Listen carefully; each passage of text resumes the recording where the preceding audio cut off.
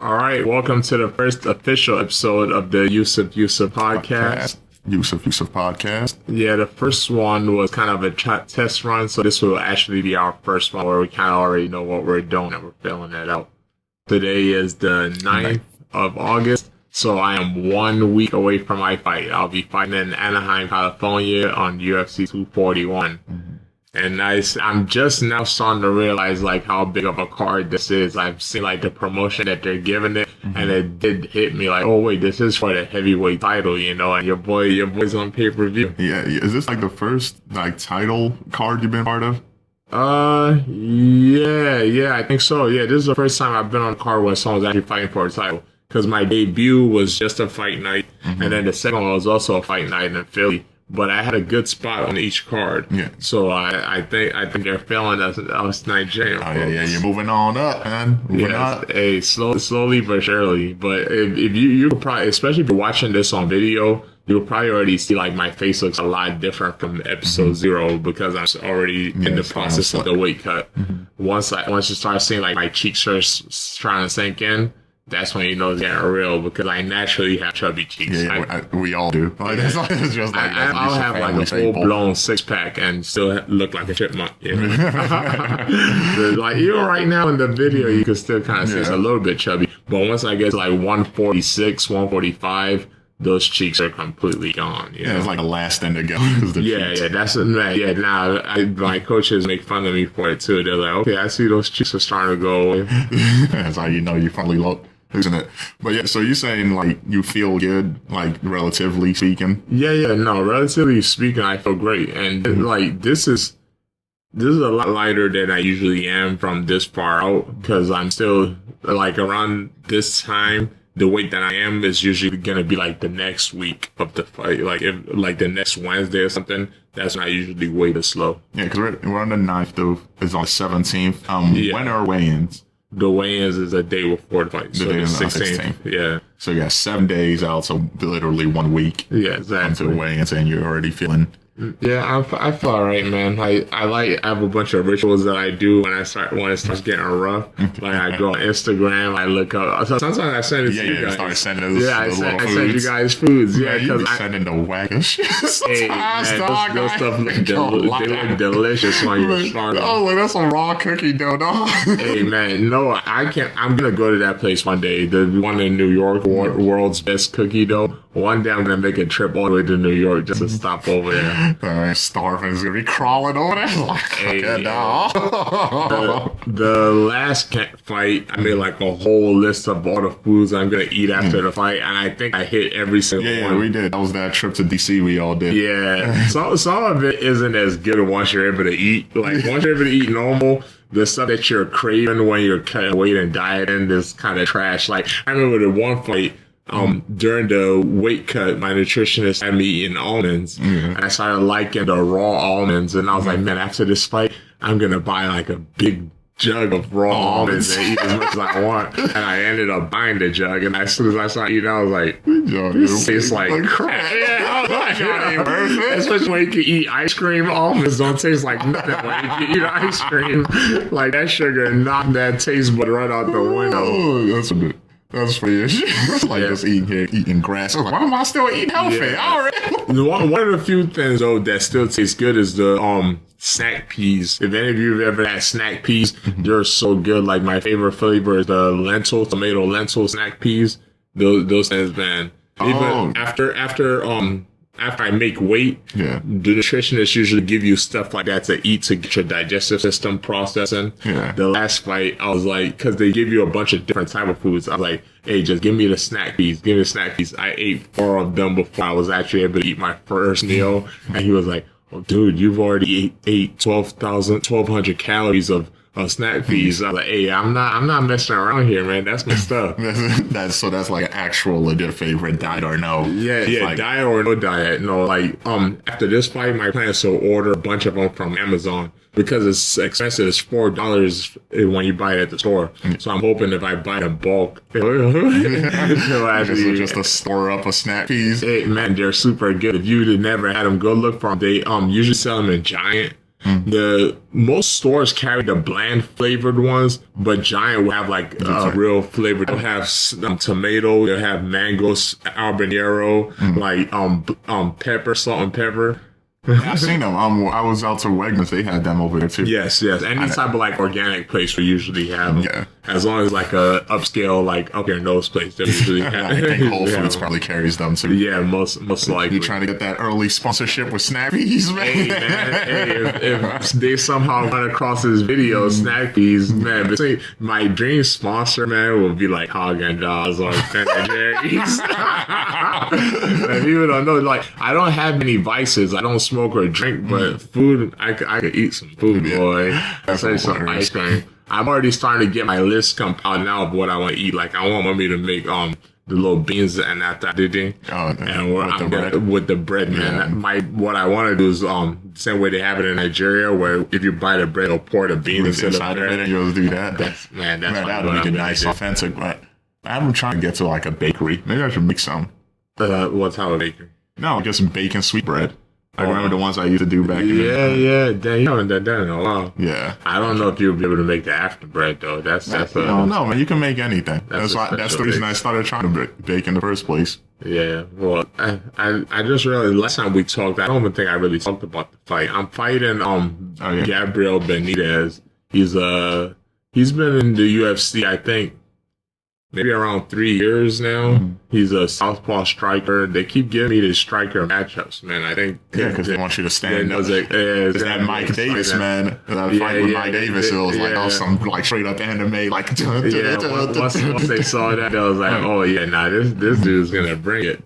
So I'm probably expecting another striking battle with him too, you know. So it's gonna be a fun one, man. Hopefully your boy gets a $50K bonus, man.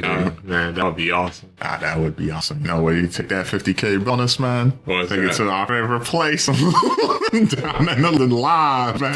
Oh gosh, these guys, man, starting a gambling problem. I ain't starting a gambling problem. You know my strategy: going with $20. And once that $20 is gone, you walk right out the door. That's the only point. If you think $20 can win you anything at a casino, you might as well not even take the trip up there. Because the actual driving, you're probably going to spend like $5 worth of gas. You know? Well, hey, man, that strategy hasn't failed me yet. Either I leave minus 20 or I leave plus 40. It's like that's the only thing that's ever happened. Yeah, I guess. The more money you start making, the more that little budget goes up. Because I remember back in the day, I used to like, man, I'm not going to spend more than $60. Then that 60 turns to 100, then 200. And man, let me win that $50K. I might go and play some high limit slots. High limit slots. Hey, you press that one button, you're like, dang, that's $10K. Yeah, I'm in the wrong business. I'm not gonna lie. Right now, I am starving. Even while we're talking, I'm still thinking about foods that I want to eat. So, what do? You just hit that. Just sit in a corner and just like so during the day it's a little bit easier, especially if I have stuff that I'm doing to distract myself. Like this is actually kind of helping a little bit because it's distracting. But like at nighttime, and nighttime's a struggle. I'll open up my phone and go on Instagram and I'll just look go on the search bar, and one of my favorite ones is sometimes I'll look up ice cream, but not that much for it's like cheesy. Like I know that. I've built a profile of like what you. Man, I'm trying to tell you, like the cheese fries or like crab fries, cheese and stuff bread, like that. Or like just and even with like a cheese pull. Yeah. Those people know how to make them foods look good too. They'll like have mozzarella sticks and pull it apart, and it'll be super cheesy, man. That and.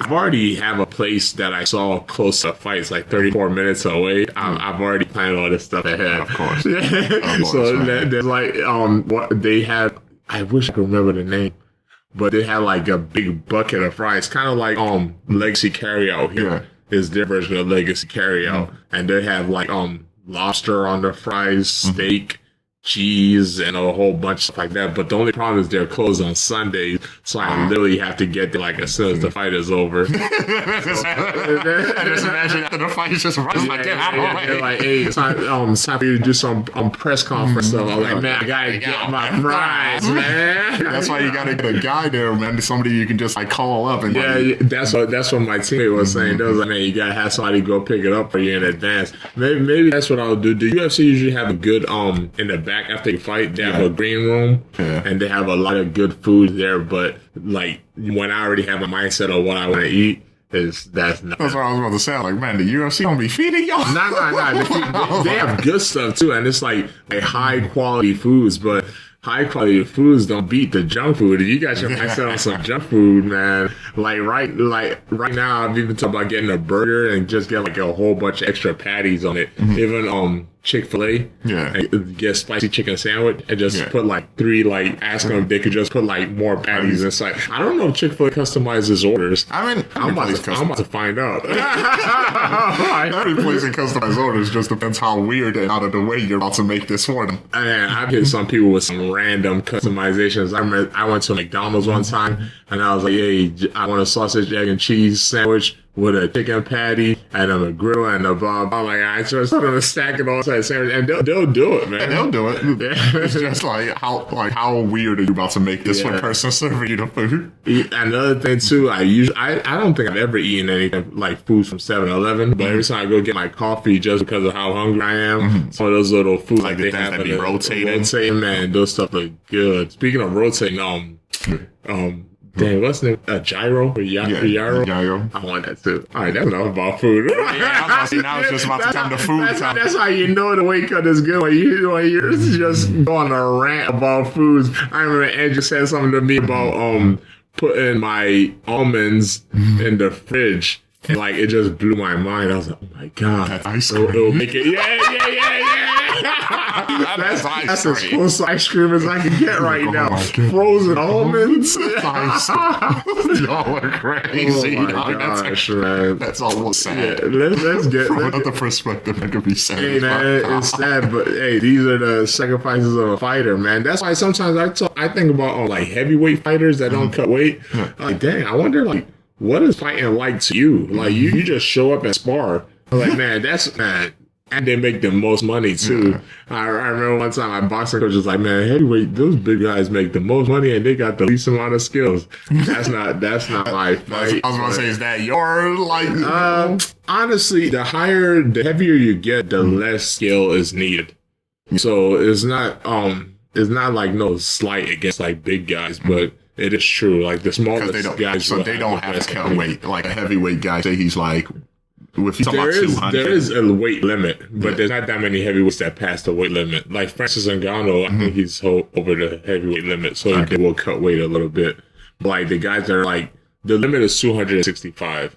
So the guys that are like 250 or something, or 245, man, them dudes, they're just eating the whole week and they just show up to spar and go back home.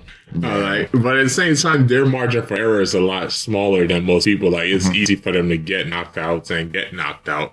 So that might also be easier too, because it's easy for them to stop the fight. Yeah, it's a quicker fight. Yeah, it's a quicker fight. You know. Yeah. So who knows, man? Let me stop hating on them. I'm hating on them just because they're able to eat. It all comes back to food, man. Yeah, just because they're able to eat, I'm hating. Well, since we're talking about that, and you talking about like how hard it is and the work that some people might not even consider that goes into it. You know, I've been browsing like on Reddit recently, and they have these little forums where you can ask questions to people. And a lot of the ones I saw, I was like, oh, that's perfect for Sodiq. What's that? It was like this guy was talking about he was going to medical school, right? And all that stuff, and got an opportunity to do a deferment for a year. And he's like, oh, in that year, I'm going to pursue my MMA dream and all that stuff. And I was like, man, let me ask Sodiq about this. Like, are these guys that just go, let me put my thing on hold, go after this MMA dream? Well, I'll never be the one to shoot down somebody's dream, but a year is definitely not enough time to set aside to chase any type of realistic goals. I mean, if you just want to do it for fun, just to compete and stuff like that,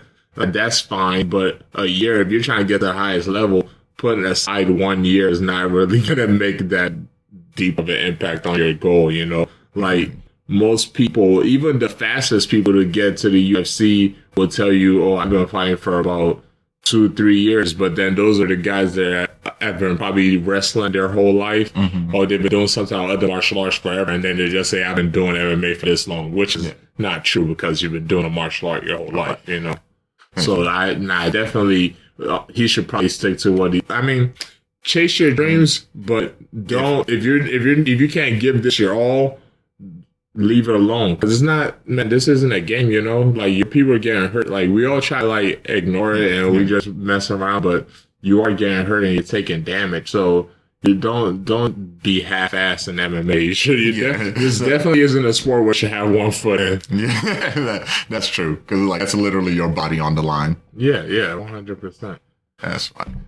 That's crazy. So, yeah, it ain't none of the food on your mind. Look, I'm trying to, because I keep seeing it. I was like, y'all don't know how well I know this guy, man. The funny thing is, like, not only is the food on my mind, behind this camera is that chocolate hazelnut. What are those things called? There's chocolate straws, like the little chocolate straws. And every time I look up at the camera, I keep seeing my eye just like diverts over there to the chocolate hazelnut. Funny thing is, like, I bought that just to like, I had seen it at the store. I'm the one that bought it. I saw it in the store. I was like, oh man, I remember these things back when we were young. And like, mommy used to buy these all the time. You know who get a kick out of this? Sodiq. And then I like after I had already purchased it at the register, I was like, oh dang, he can't eat right now. It's all right, man. I get a little bit of pleasure watching somebody else eat. It's kind of like sick. My coach always like, man, why do you watch the Food Network the whole time during the fight week? But like, that's usually what the TV's on, especially when we're at the hotel,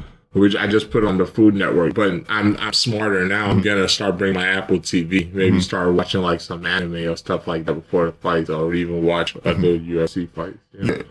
Because I was gonna say that catharsis of like watching somebody else eat for you, that helps you out. But maybe in somewhere deep inside your head, like that's not help. Like maybe. No, trust me, it's helping. Trust me, I'm not lying to myself. Like that's the whole point of the Instagram stuff of me looking up food. Like seeing somebody else eat, not even just eat, but like preparing it is okay. I don't like the weird stuff when you're watching like the little Asian girls eating like giant they call it magpog? I don't know, but that's a little creepy. I don't know how people watch this stuff like that's that. money right there, dog. I mean, like I said, if they're gonna pay you to do it, I understand, but I don't see how people get entertained watching some random girl eat a big bowl of food. It's probably like on your level, but so another step that you might not be considering. It looks kind of like creepy, fetishy. It is fetishy. It's 100% fetishy. What are you talking about? So I was about to say, I don't get it. It's the same as the ASMR. I don't get that. What you talking about? We're doing some right now with the. I did that for like a minute. That's ASMR. Like, man, one of the kids in my gym was trying to tell me about, man, I'm trying to tell you, man, it's sensors in your ears and your blah, blah, blah. It's like, trust me, it's a big deal. It's blah, blah, blah. It's like, nah, that's just creepy, man. But you want to know what it actually is? Don't you watch some YouTube videos before going to sleep? Yeah. But that partly, some of them are like that. Like some YouTubers that people really like to listen to their voice of, like Markiplier or something like that. Like that dude has a really soothing voice. I understand people having a soothing voice. There's a difference between that and having somebody get next to a mic and go, that's weird. But maybe man, does people just be making easy money? I need to start making ASMR videos and just or you know what you just do that. That's another one. That's another one too. That one's weird too. So it's comfort. Like, what if somebody's just alone in their house all day and like now they got somebody to listen to? Yeah, but now you're just a creepy guy. You're a creepy guy that's at home listening to people whisper. I mean, you could just watch regular TV like other alone people or join a social network. They need that intimacy, man. They need that level of delusion that like this is just for me. Yeah, but why does the whisper mean intimacy? It's intimacy. Like in real life, when somebody's whispering to you, they're close. True. You gotta. All right. Well, let's switch it up, man. Switch gears. Yeah. But, this week like some tragedy happened. I know you don't like talking about tragedy. Right. Just all the little shootings and stuff. So we'll just hop over the shootings. But I did want to talk about the people that are talking about. They're saying they need to ban assault rifles and stuff like that. And it's funny. Like I think I know where your perspective is. And I'm not saying if it'll work or not work. It's just at this point in time, like the super gun people, it's going to be hard to pass any law like that without some type of violence happening, which that I don't think is worth it. Because I don't think these gun people are just going to willingly just give up a gun. Like, it might actually lead to like some type of like civil war. I mean, it's just not, it doesn't make sense to me. Like, it never made sense to me. What's that? Just owning the assault rifle. I mean, like, if you talk about, it's a collection item. It's part of basic freedoms. You don't want anybody telling you what you can and cannot own. Yeah. But there's a difference between like being able to have something and then what it does. I know you can't own like a machine gun, like the little big, what's the name, driver. You can't own that. But like you probably don't know much details about it, but one of the shootings, I think the one that was in Ohio, the dude only was active for 30 seconds and he killed like 9 people and hurt 27 people. Yeah. Like the gun, like why is your gun able to do that? That's killing. That's only for the purpose of killing. Like there's no way you needed that to hunt with, you know? And like, James Vick, my teammate, like, he's like a super gun guy. Yeah. And I'm always like making fun of him about his guns and stuff like that.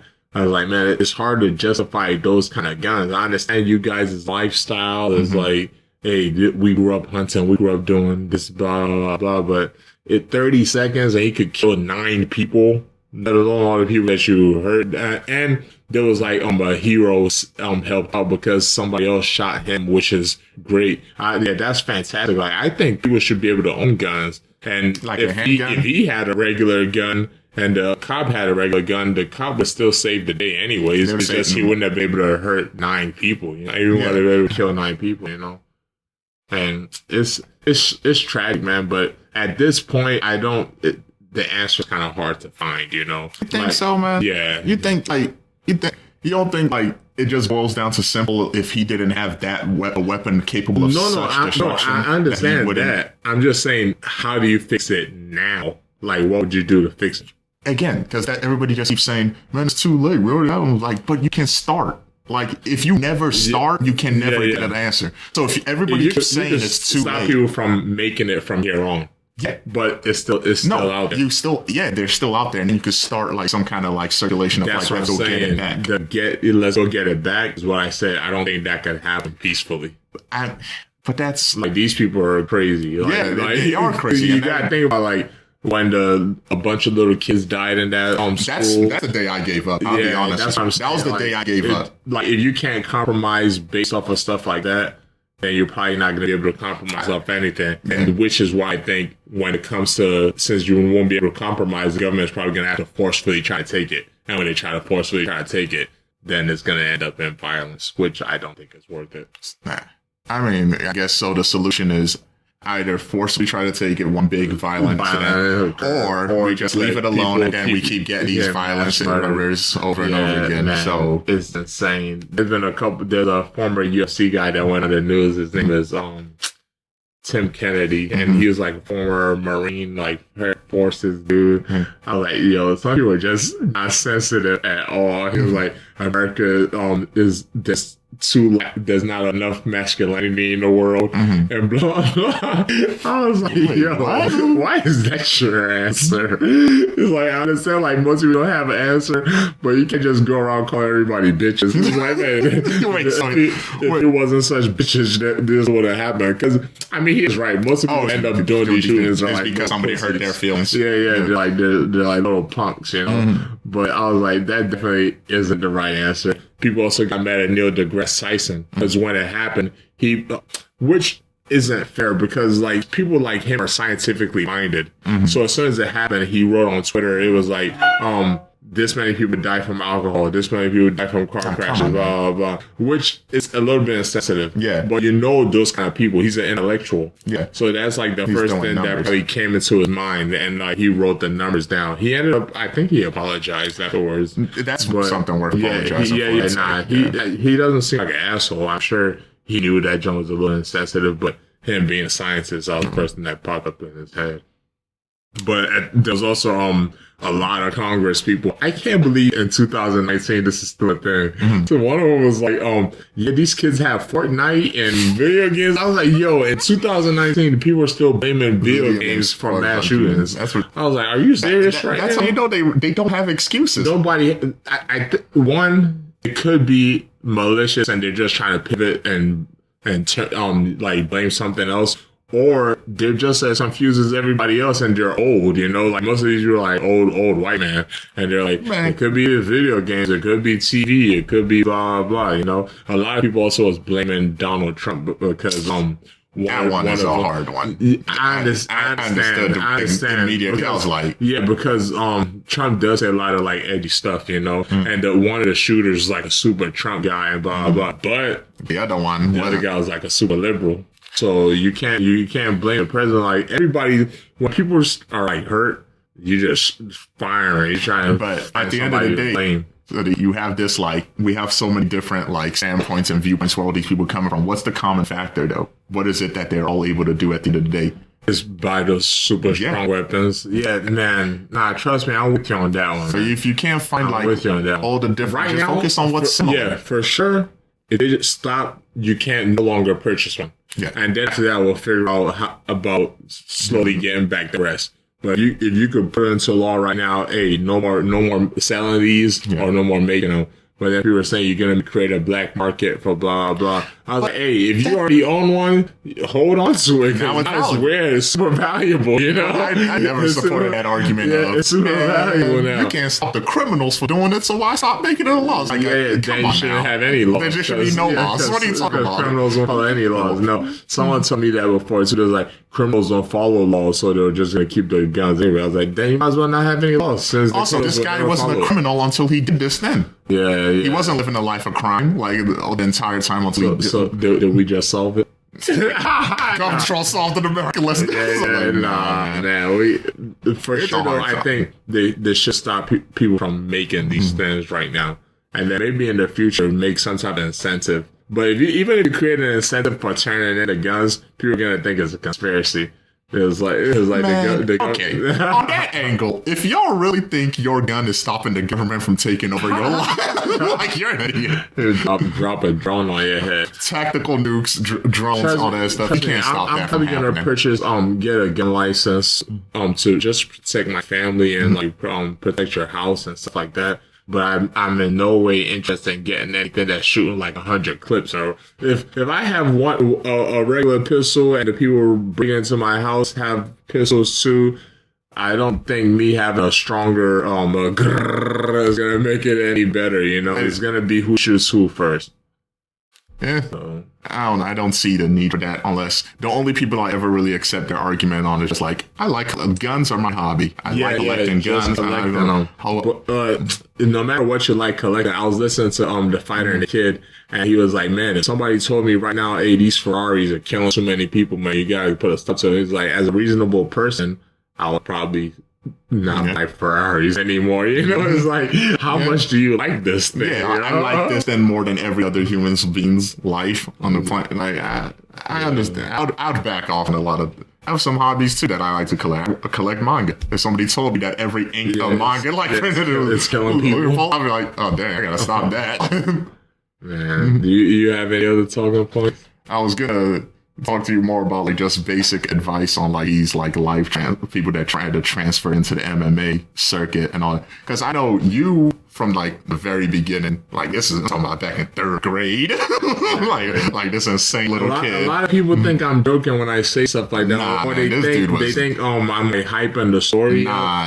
This dude I was telling people I was going to be in the UFC since I was a kid with zero idea of how to make this happen. I just knew it was going to happen. It's one of those things where There was this comedian that used to tell this joke about, like, imagine if you had to commit to the dream you made up as a kid. Yeah, okay, I'm not gonna lie. Quick therapy session. Yeah. Sometimes I think to myself, I was like, am I only doing this because I said I was gonna do it? He's so serious about not being called out on his bullshit. Yeah. It's like, man, why am I doing this until that check hits your account, and then you're like, oh, Yeah, that's why I'm doing this. This is oh bad. my goodness. Nah, but what continue? What was you That's saying? all I'm saying. Like, it's like on that. So you're always on the, like, go for your dreams. Like, Yeah, do everything you I'll want. never shoot down anybody's dream. Like, no matter, but that's because I know myself, and you just gotta be honest with yourself, man. It's like, because there are people out there that will lie to themselves. If you're around someone that you see is obviously lying to themselves, feel free to shut down that person's dream because you're doing them a favor. And that's basically exactly what I was gonna hit on, man. What's Like, that? that's the line of when you're like, this dude. Oh is yeah, an no. idiot. This dude isn't. Oh, gonna trust make me, I have a reputation for shooting people's stuff down. You know, because at that point you're helping them. If somebody's like a slacker or they half-ass practice and stuff like that, and there's like still pretend like they want to one day be in the UFC or one day make a career out of it, it's better for you to keep it real with them. You know, hey, you can still keep doing this, but you should probably find something else too to support yourself. Because at the end of the day, MMA career is short, you know? Like, I don't plan on doing this forever. Right now, I'm 26.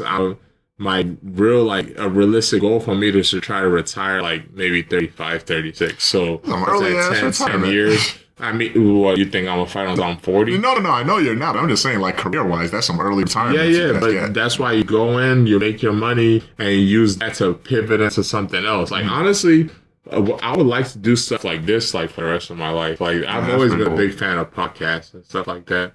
And maybe get into, like voice acting or something. Voice like acting. that. Maybe even real acting. Maybe start modeling, you know, get my shine What are you on. talking about? Hey, I know a lot of ugly models. Yeah, give it a strike up. Oh man, speaking of ugly models, remember the transgendered story I told you about episode 0? Yeah. With the girl that said she was just to go back in case you guys didn't hear the story, there's this girl Clarissa Paxton, and she wrote a bunch of insensitive stuff about transgenders on Twitter. Yeah. And then She pulled her reverse card. Yeah. And then she pulled the Kevin Spacey to try to pivot away from it. Yeah.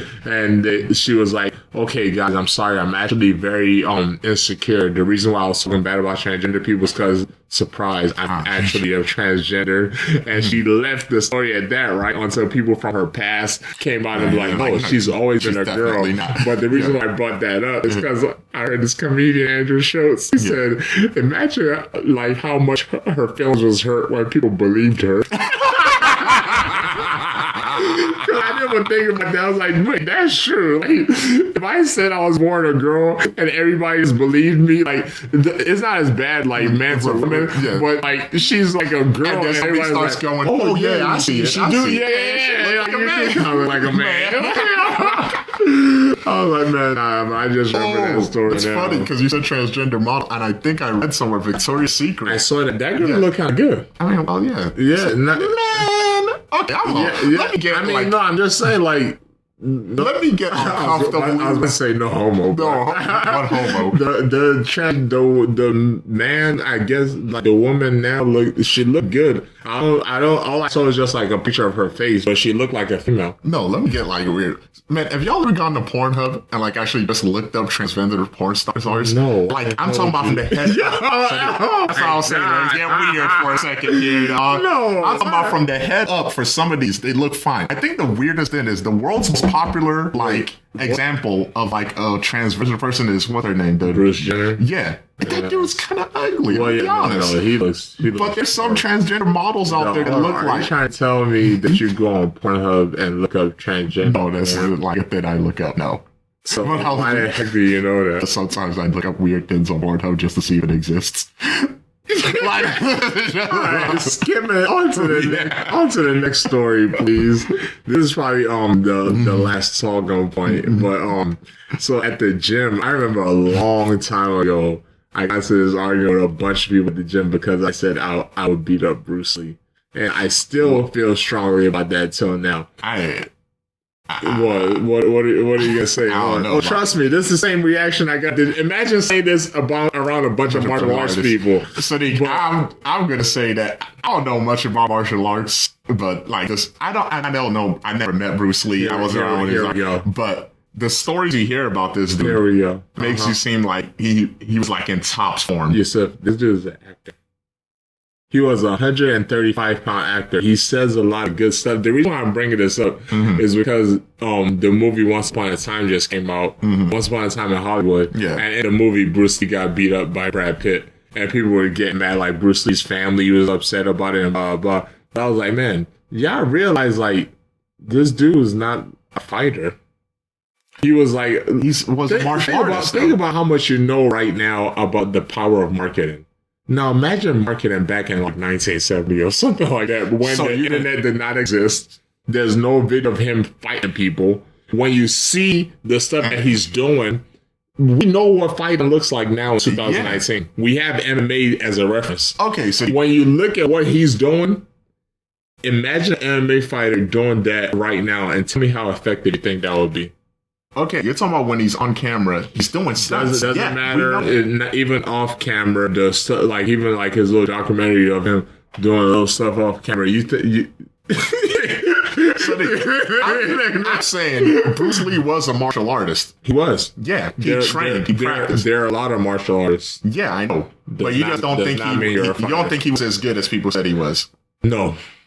So you just thought that was all marketing. I think there's a lot of I think it's all marketing. I think there's a lot of people that I think he had a lot of good stuff that he said and he had a lot of good ideas, but he is not a fighter because it's not like fighting didn't exist when Bruce Lee was around. But it wasn't he could have boxed. He could have kickboxed. He could have done karate tournaments. Yeah. They existed. Yeah.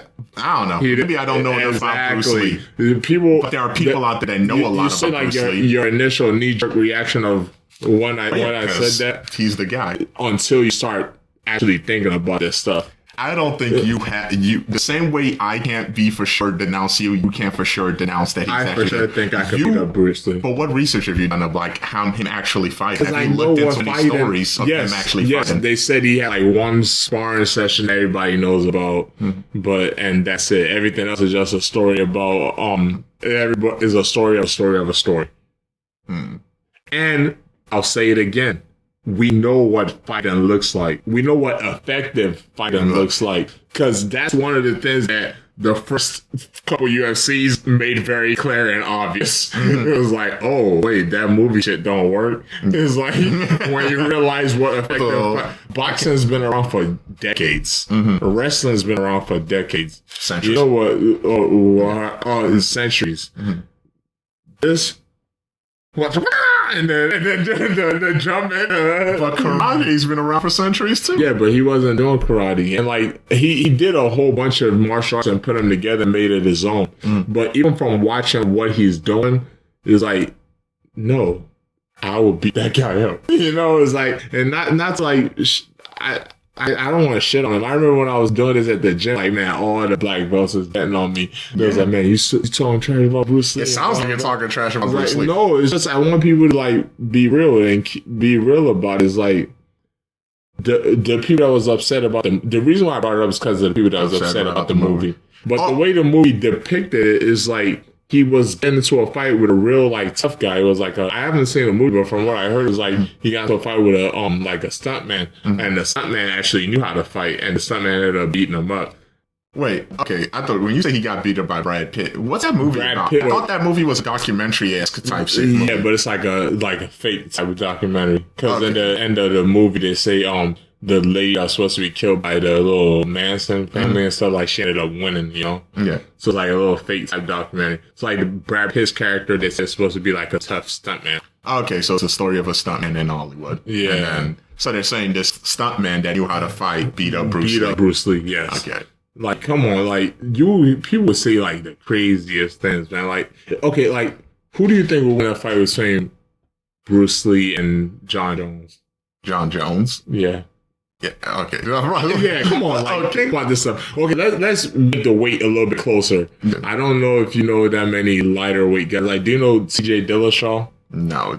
You know Jose Aldo. Yeah. Okay, now imagine Jose Aldo and Bruce Lee getting in the fight. See, it's hard to think And the about. funny thing is, when you say this stuff, I bet you Jose Aldo himself would be like, "Nah, Bruce Lee will be just for the respect." That's what I'm saying. Because when you think about just the story of who Bruce Lee if I wanted to pander, I'll say too, like, man, he is the greatest. Well, like, they put him in the UFC game, but let's keep it real, man. Like, dude's an actor, martial arts. Okay, here goes another one. What? You think Steven Seagal will beat me up? That's not even a fucking. What's the difference between Steven Seagal and Bruce Lee? Yeah, exactly. What's the difference between Steven Seagal and Bruce Lee? I can be not fair. Except for their physique. But back in the day, Steven Seagal was nice before he got fat. He's old now. But still, okay. How about another one? Like that? George St. Pierre versus Jean-Claude Van Damme. But man, do the splits. Who do you think would win? Look at George St. Pierre do the splits. Yeah, I'm pretty sure George St. Pierre can do this. You're starting to see what I'm saying. Yeah, I get what you're saying. He wasn't just like a magical creature from back in the day, because we have examples to compare him to. It's like the same thing, Jet Li versus Dominic Cruz. It's like, you know what fighter looks like. Like, you know what martial arts look like. You know what real martial art look like. You know what BS martial art looks like. You know what, and the competition was already existing out there, you know. But I don't want to. I understand what you're trying to say. I meant all that with all due respect. All due respect. He can beat the shit out of Bruce Lee. All due respect. It's funny, if you go on even my Instagram or my Facebook, there's a sparring session with me and one of the boxers Tez, and he's like making Bruce Lee noises. Yeah. That was the day when I unleashed I unleashed it out there. Because ever since I was a kid, like you said, I was always been such a big UFC fan, and I remember I used to tell everybody about George St. Pierre. I was like, man, there's this guy George St. Pierre. He's the coolest guy ever. And as soon as I bring up George St. Pierre, their rebuttal will always be Bruce Lee, and that just infuriates me. No, I'm telling you about a real cool guy, like a real fighter. Like, you know, Bruce Lee's a fictional character. Yeah, but he's an actor, Yusuff. And I also know what the power of marketing could do, and especially back before the internet existed. You can make up some bullshit ass stories, dog. I guess you're right, man. Like, when you start thinking about yourself logically, he was like 140 pounds. It was talking about he used to sidekick a heavy bag out the window or something like that. Do you know what a heavy bag feels like? I've never been able to hit a heavy bag out the window. Like, yo, do you know how heavy it's called a heavy bag for a reason. I don't think it's physically possible for me to kick a heavy bag out the window. I remember when I brought this up, right? Somebody at the gym was like, so you never seen that video, the black and white video when he got the nunchucks and he's hitting a ping pong ball and blah, blah. That video was made in 2009. So you see how these stories just keep piling on top of each other? It's possible to do that with a ping pong ball. With practice. Are you serious right now? If you cut out the parts where he messes up. So, you know what the video is, right? He has nunchucks. Mm-hmm. He's hitting a ping pong ball against somebody that's playing with a regular paddle. Mm-hmm. You think it's possible for that? How many times do you think you could hit it? You can shoot that if you cut out the parts where he fails. Are you serious right now? You don't think you can make that? How many times do you think you could hit the ping ball? No, he's playing against a real person. Yeah. You think he could hit that ball consistently back and forth with a real person? So you just think it's all CG?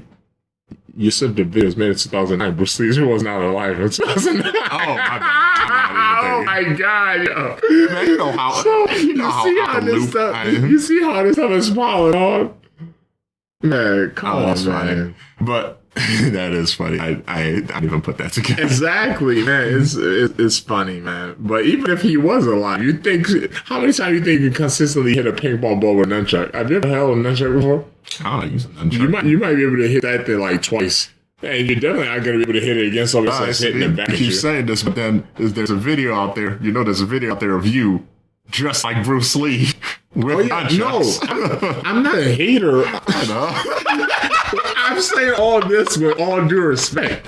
I just want you to respect the regular fighters. I'm not a hater. I'm not a hater, but I can't beat No, this, man. I'm just. Oh, come on, man. We gotta keep it real, man. I know. I get what you're saying.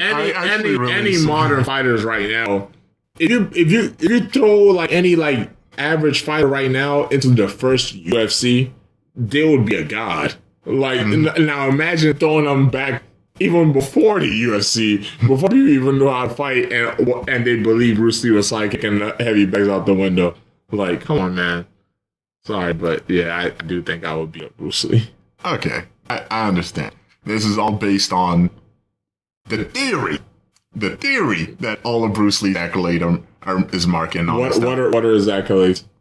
I don't actually follow that much Bruce Lee stuff, but like I'll I'm tell you what his accolades was. Okay. He created a martial arts, which is Jeet Kune Do, which was like a combination of martial arts, and people give him credit for that and say like that was kind of like the first version of MMA. Mm-hmm.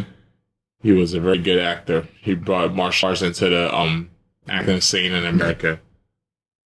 That's it. Those are two you're willing to give him. What's left? Was he a world champion kickboxer? Was he a world champion boxer? Was he? I don't know enough about Bruce Lee outside of just he was an awesome martial arts guy. Yeah. That's the extent of what I know as this outsider person. Bruce Lee was the awesome martial arts guy in the movies. That's what I know. Like I said, it's with all due respect. With all due respect. But yeah, no, that's all my talking points, sir. All right, that's an interesting one. Anybody else you trying to call out? Any post-mortem fights? George Washington. Oh, you up? Nah, man. That's it. That's just a little quick hating around on Bruce Lee. But you do respect the man, though. Yeah, no, 100%. Like I said, I'm joking with the all due respect, but I do respect Bruce Lee for sure. Yeah. It's just I don't put him in the same category as a professional fighter. You know, like I do kind of put him in the same category as Steven Seagal, like I said before. That's so disrespectful, though. Why you disrespect Steven Seagal? I'm not disrespecting him. Like, yeah, he's a keto black belt, and hey, it's the same. If you're willing to laugh at Steven Seagal, why? If Bruce Lee had gotten older and fatter, the same thing would have happened with him. You know, he just wasn't allowed for the. You know whose fault that is? It's South Park's fault that I laughed at Steven Seagal.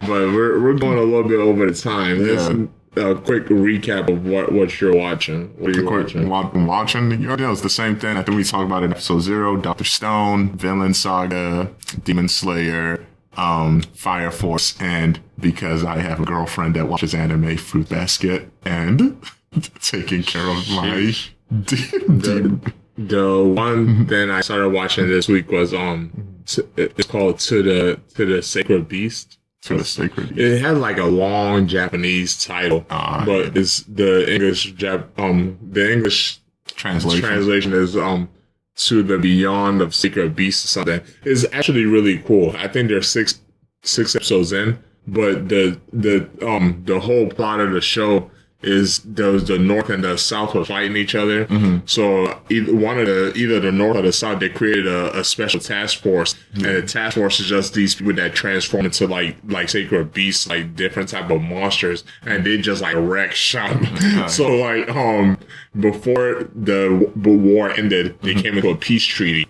But the thing about the people that can transform into the sacred beast is like it's just one division, and sooner or later they're able to transform into the beast, but they start losing themselves. And one of them like in the war lost himself, and you can't transform back into a human. You're just that beast.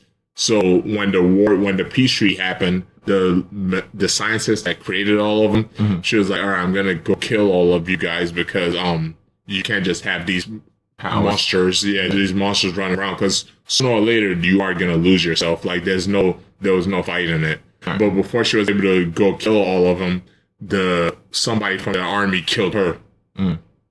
So now the captain of that little special task force he's making it his job to go around and kill all of his former teammates. Which it's a cool story because it's kind of sad because some of them are evil. Some of them haven't turned evil yet. Some of them have turned evil yet. Some of them have always been good. Some of them have always been bad. So like each episode is him finding another one of his old teammates to kill. So nah, it's And pretty this cool. just started? Yeah, it just started. I think they're like 6 episodes in. So I've watched. I just binge watched it like throughout the week. So Okay. that's what I'm watching, man. I'll check that one out.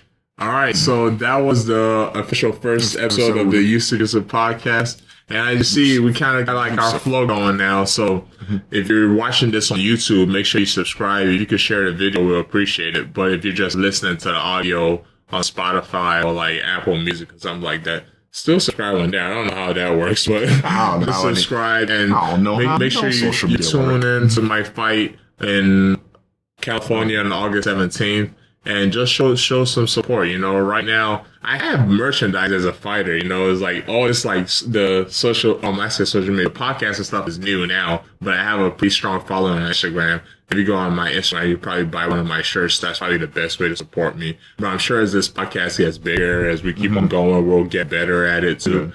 So we'll probably come up with more stuff to do then. I was gonna say one of the things that probably would start out. I think is we get ideas. We would just like ask you some questions. Anybody? Yeah. If you comment questions and leave your questions in a comment or something, or just message me on social media and tell me what you want us to talk about. And we hope you enjoyed the podcast, man. We love talking to y'all. Yeah, real fun. Peace out.